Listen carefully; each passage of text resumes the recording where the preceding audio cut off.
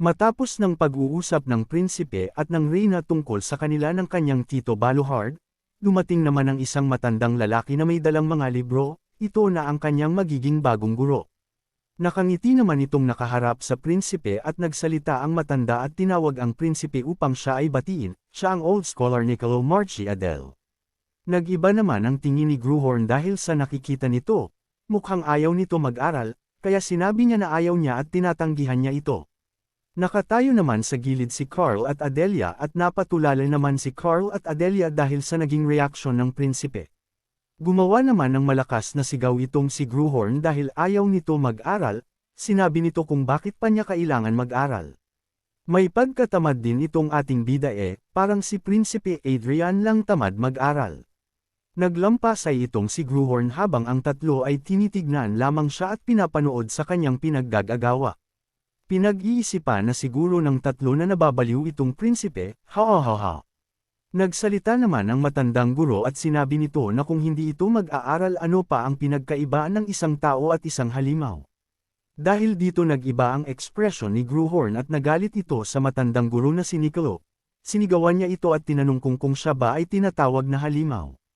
Sumagot naman itong si Niccolo habang nakangiti at sinabi niya sa prinsipe na hindi pa naman sila nagsisimula sa kanilang pag-aaral kaya hindi nito alam kung tatawagan ba siyang isang halimaw. Masyadong magaling itong matanda sumagot magaling siya sa sabatan. Sumigaw muli si Gruhorn at sinabi nito na hindi pa man siya nagsisimula at huwag siyang sabihan ng mga mapaglaro nitong mga salita. Napaupo naman si Gruhorn pero tila ang galit sa kanyang mukha ay hindi na natanggal pabalang pa itong sumagot sa matanda at sinabi niya na kahit ganyan lamang siya tignan ang kanyang mga kailangan malaman ay nalaman niya na at hindi na nito kailangan pa mag-aral. Iba talaga fighting spirit nito ni Gruhorn kahit sino na lang gusto niya sigawan ayan tuloy. Ngumiti naman na sumagot ang matanda at sinabi nito na kung ito talaga ang gusto ng prinsipe ay magkakaroon sila ng kasunduan. Kailangan ng prinsipe na sabihin ang mga alam nito, katulad nga na kanyang sinasabi kanina, pag nagawagan niya iyon hinding-hindi na ito babalik pa. Ngumisi naman si Gruhorn dahil kampante ito na alam niya na ang bagay na ituturo sa kanya, masaya ito sa kasunduan na kanyang narinig. Agad naman itong pumayag sa gusto ng matanda guro, at sinimulan na nila ang pag-aaral. Lumipas ang ilang oras at nag-usap na nga ang dalawa patungkol sa mga dapat pag-aralan ng prinsipe. Sumagot bigla ng may sigla itong si Gruhorn na tama at sinabi naman ni Gruhorn na tama at dapat na maging mapagmatyag lalo na sa kanya. Nang likuran, sumagot ang matanda at sinabi nito na tama ang prinsipe sa lahat ng kanyang mga sinabi. Nakangiti naman itong matandang guro habang masigla namang sumasagot si Gruhorn. May inabot naman ang guro na si Niccolo sa prinsipe at sinabi nito na may maganda siyang libro at maganda itong basahin, agad naman binuksan ni Gruhorn ang libro na inabot sa kanya at binasa. Nagtataka naman na sinilip ni Gruhorn ang libro, kaya naman nagsalita na ang matandang guro. Pinaliwanag naman ng guro na ang librong kanyang inabot ay patungkol sa pagitan ng pinuno at ng nasasakupan bilang isang uri ng kontrata o transaksyon. Pinaliwanag pa nito na ang pinuno ay tumatanggap ng suporta mula sa militar at sa pang-ekonomiya kapalit ng pagprotekta nito sa mga nasasakupan. At ang mga nasasakupan naman ay humihingi ng proteksyon galing sa pinuno bilang isang kapalit sa kanilang ginawang katapatan.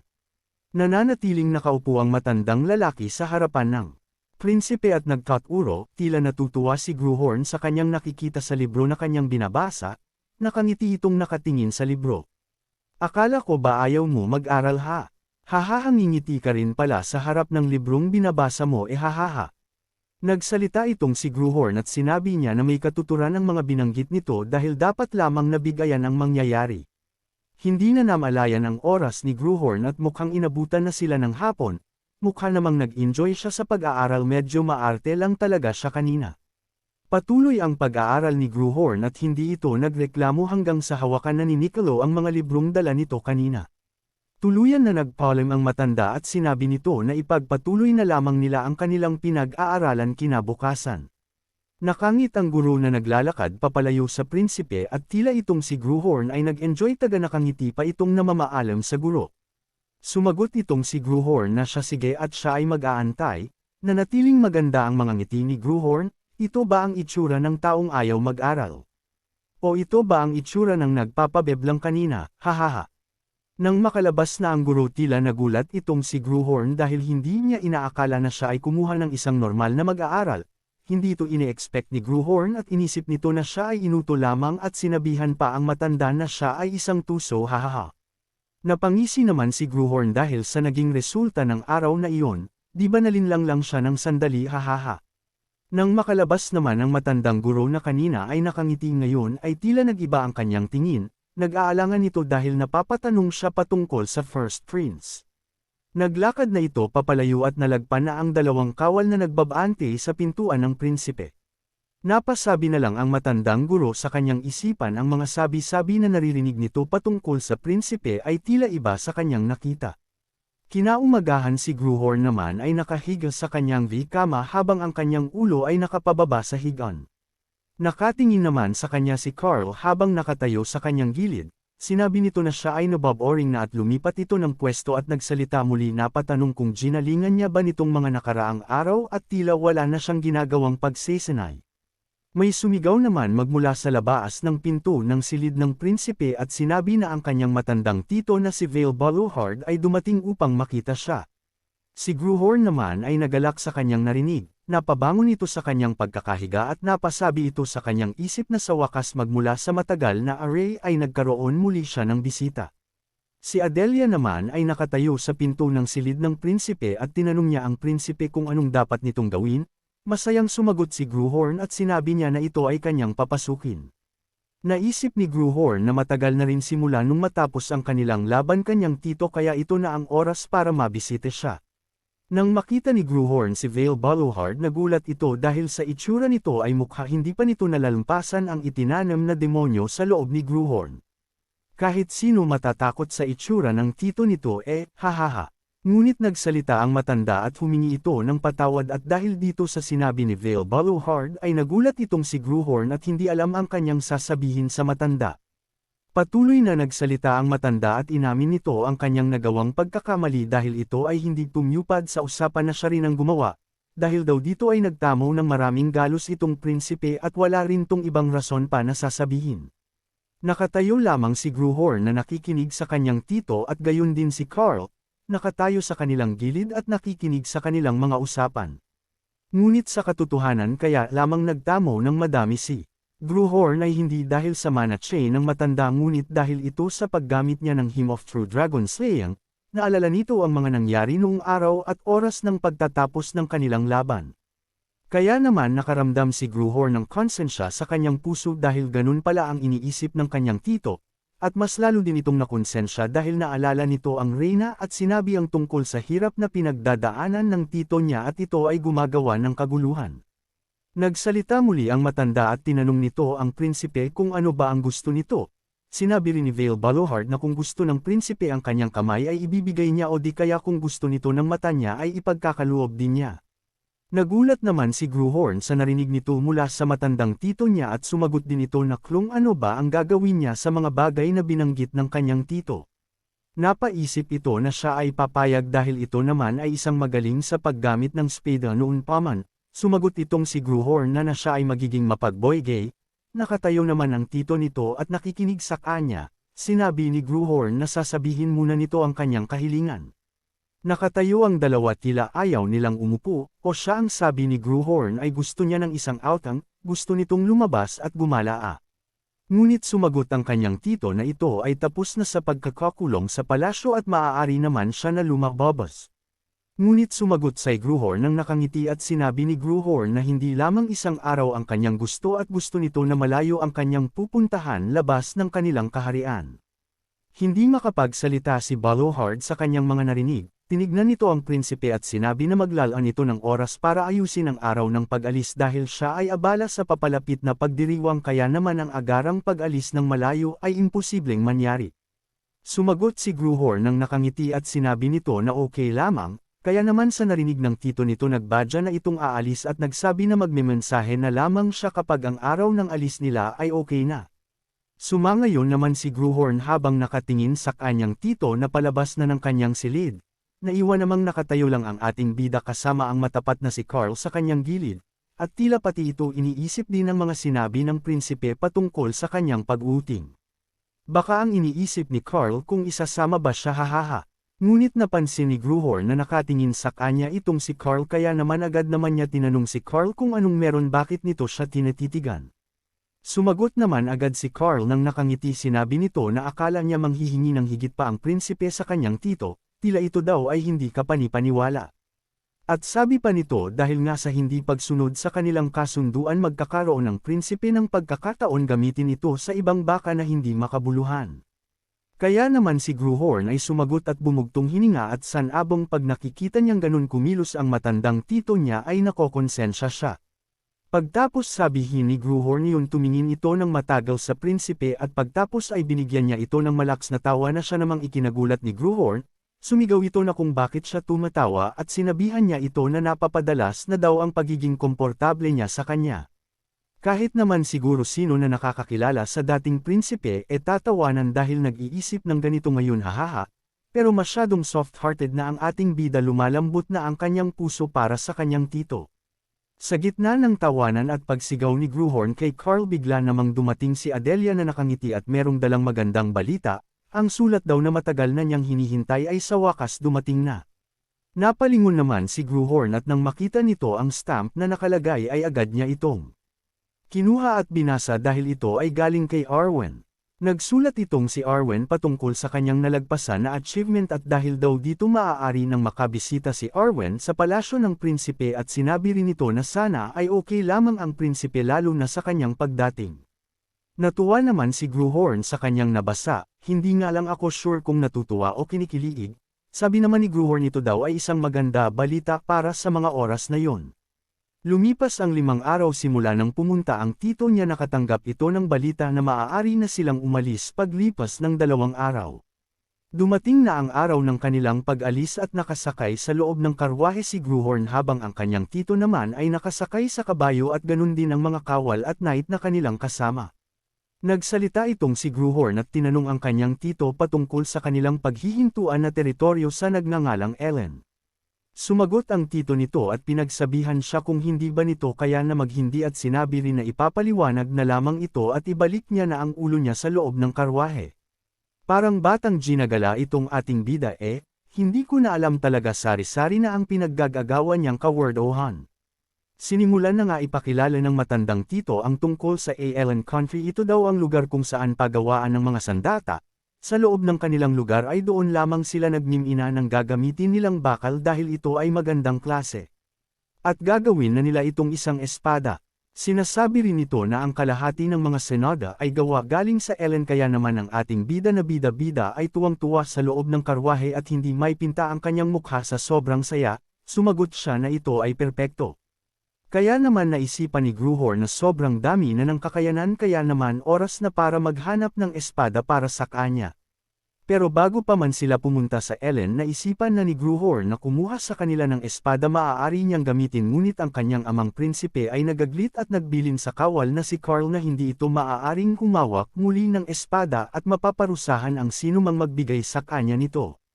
Kaya naman nung humingi si Gruhorn kay Carl ng espadang maaari niya magamit ito ay humingi ng pasensya dahil hindi niya ito maaaring bigyan dahil sa bilin ng kanyang ama.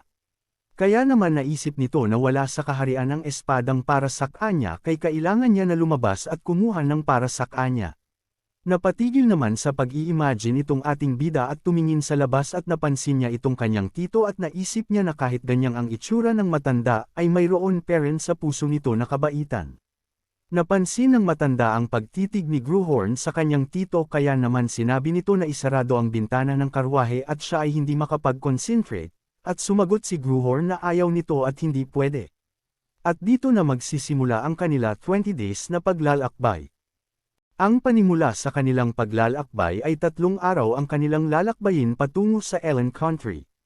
Dahil dito sila unang hihinto at pagtapos ng 2 araw na kanilang pagpapahinga sa Ellen Country ay aalis naman sila patungo sa Lion Castle. Patuloy pa rin ang paglalakbay nila Gruhorn patungo sa Ellen ngunit tila nagrereklamo na ang ating bida sa kanyang pananatili sa loob ng karwahe. Sa gitna ng kanyang pagiging galak sa kanilang paglalakbay ito ay may kapalit na hindi nito paggalaw sa loob ng karwahe sa loob ng 3 araw. Napatingin naman si Gruhorn sa kanyang katapat sa loob ng karwahe na si Adelia.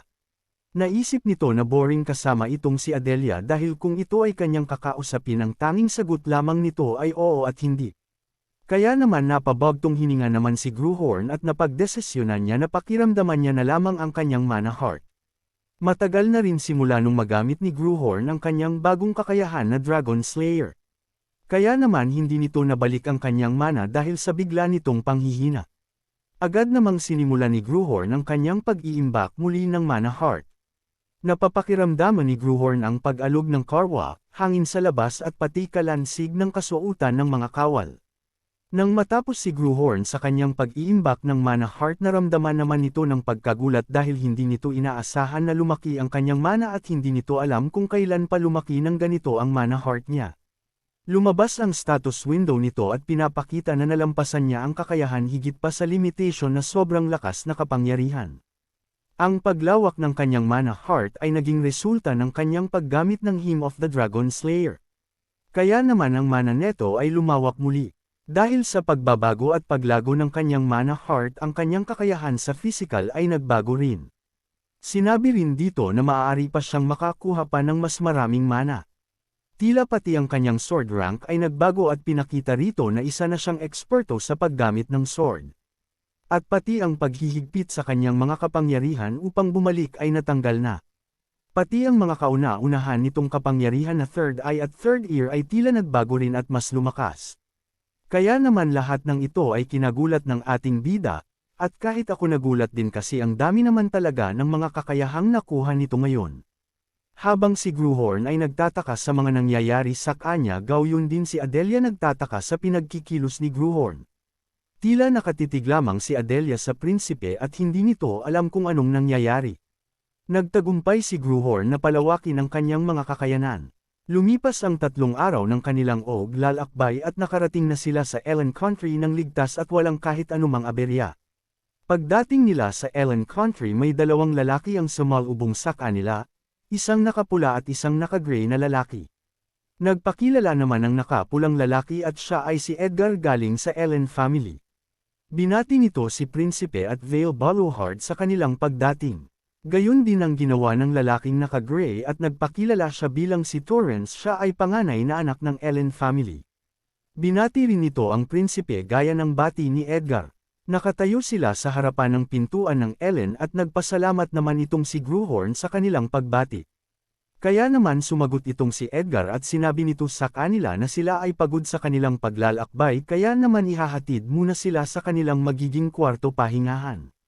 Nakapasok na sila Gruhorn sa loob ng Ellen Country at tila si Gruhorn at tingin ng tingin sa kung saan-saan dahil naghahanaw ito ng espada. Ngunit kahit gaano kadaming espada ang kanyang nakikita tila wala itong napupuswan kahit isa dito. Kaya naman, tinanong ni Gruhorn si Edgar patungkol sa Blacksmith's Guild. Kung ito ba ay nasa Ellen Country? Sumagot naman si Edgar at sinabing tama ito, ngunit hindi pa tapos magsalita si Edgar agad naman nagsabi itong si Gruhorn na gusto nito makita. Kaya naman agad dinala ni Edgar si Gruhorn patungo sa paggawaan ng mga espada, bago pa man sila pumasok ay agad na binalaan ni Edgar si Prinsipe. Na ang mga tao doon ay masyadong seryoso sa paggawa at kaya naman kahit sino ang samating o pumasok hindi nila ito pinapansin. Kaya naman agad na humingi na ito ng pasensya at sinabi sa prinsipe na konsiderasyon na lang ang ibigay dahil sa kanilang ginagawa. Halos hindi marinig ni Gruhorn ang mga sinasabi ni Edgar dahil may pumukaw ng kanyang pansin ito ay ang nasa sentro ng paggawaan at tila sa lahat ng gumagawa ay siya lamang ay may kakaibang estilo ng paggawa ng espada. Sabi ni Edgar na ang lugar na iyon ay sobrang mainit kaya naman kung hindi kaya ni Gruhorn ang ganong klase ng init ay magsabi ito agad. Kahit sari-sari ang mga hampas ng mga manggagawa ay tila nakita ni Gruhorn ang isang matandang lalaki at sa isip nito ito lamang ang mas may pinaklaro na tunog. Lumakad si Gruhorn patungo doon at hindi ininda ang init na mayroon sa paligid. Dito naalala ni Gruhorn ang kanyang pinagmulan tila iniisip nito na ganun din siya ginawa hahaha. Habang nakatingin ito sa espada nagulat naman ito dahil naramdaman nitong may nagpapyuna sa kanyang pawis sa kanyang pisngi. Paglingon nito nakita niya si Adelia na nag-aalala sa kanya dahil siya ay pinagpapawisan.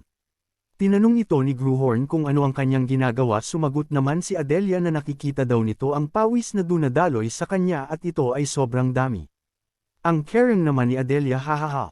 Ngunit imbis na ito ay pasalamatan si Gruhorn ay umiwas at tumingin muli sa gumagawa ng espada. Ay ganun suplado naman nito. Mula naman sa kanyang pikuran binati siya ng lalaking manggagawa at pinakilala na ang nakakulay green ay si Zack Senador ang leader na namumuno sa kanila. Napatingin naman si Gruhorn ng kaunti at tila wala itong pakialam, kaya naman nagbalik ito ng tingin sa matandang lalaki. Si Zack Senador naman ay sumigaw at sinigawan bang matandang lalaki dahil hindi nito binabati ang prinsipe. Kaya naman nagalit itong si Gruhorn at tinakpan ang bibig ni Zack Senador at sinabing siya ay maingay. Kaya naman ang ibang naroon ay natakot at hindi makalingon sa prinsipe. Napansin naman din ito ni Gruhorn kaya naman sinabi niya ang mga manggagawa na kung hindi niya inutos ay hindi nila kailangan gawin, kaya naman kung ang kanilang ginagawa ay hahayaan lamang ito ay lalamang. Kaya naman nagmadali na kumilos ang iba. Patuloy na pinapanood ni Gruhorn ang mga kilos ng matanda habang malalim ang kanyang iniisip. Hindi na ininda ni Gruhorn ang init sa kanyang paligid, nananatiling nakatayo ito at nanunood at tila kakaiba ang mga nararamdaman ni Gruhorn sa ginagawang espada ng matanda.